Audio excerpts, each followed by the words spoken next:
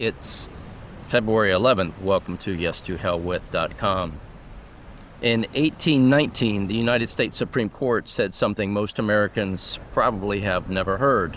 Quote, "No political dreamer was ever wild enough to think of breaking down the lines which separate the states and compounding them into one common mass." End quote. One common mass. Those words were not poetry. They were a warning. The court understood something we have forgotten. Freedom does not survive consolidation. Freedom survives division. The founders did not create one consolidated national authority over one undifferentiated population. They created separate states, separate jurisdictions, separate spheres of power. They divided authority so that no single force could dominate the whole. Because when all power flows to one center, the people no longer stand as free communities. They stand as subjects of a unified machine. A common mass means uniform control. A common mass means uniform mandates. A common mass means the individual stands alone against consolidated power with no structural shield. The genius of America was not simply a Bill of Rights, it was structure, enumerated powers, reserved powers, dual sovereignty, jurisdictional boundaries.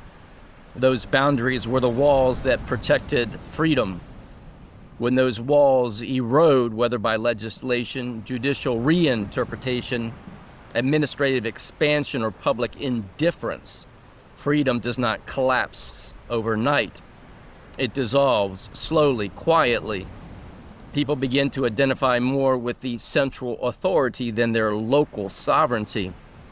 They begin to believe all law flows from one source. They begin to accept that all mandates apply to everyone equally, everywhere, and without question. That is the psychology of a common mass. And once people think as a mass, they can be governed as a mass. When Americans are treated as one common mass, jurisdictional distinctions disappear. The government no longer establishes authority over distinct sovereign communities. It proceeds by uniform classification. That is how the Affordable Care Act was enforced. The individual mandate did not depend upon individualized proof of federal jurisdiction over each man or woman. It operated on the presumption that all Americans were liable as federal taxpayers and therefore subject to a penalty collected through the IRS. By interpreting the mandate penalty as a tax, the court allowed enforcement to attach to the entire population through the existing federal taxing structure. Universal classification made universal enforcement administratively seamless and easy. Consolidation into a common mass made presumption possible, and presumption made compliance enforceable. Justice Marshall warned against breaking down the lines that separate the states, because once those lines disappear, freedom becomes permission. Once those lines disappear, power centralizes. Once those lines disappear, liberty survives only at the discretion of consolidated authority.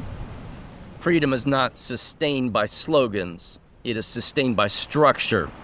And when structure fails, no speech, no vote, no protest can fully restore what consolidation has absorbed and destroyed. The question is not whether America once rejected becoming a common mass. The question is whether we have already become one. And if we have, the greater question is whether we understand what that means for freedom. I dare say not. Because freedom cannot breathe inside a single consolidated mass. It can only survive when power is divided, restrained, and structurally limited. That was the warning, and it was given more than 200 years ago. Think about that. And as always, may truth reign supreme.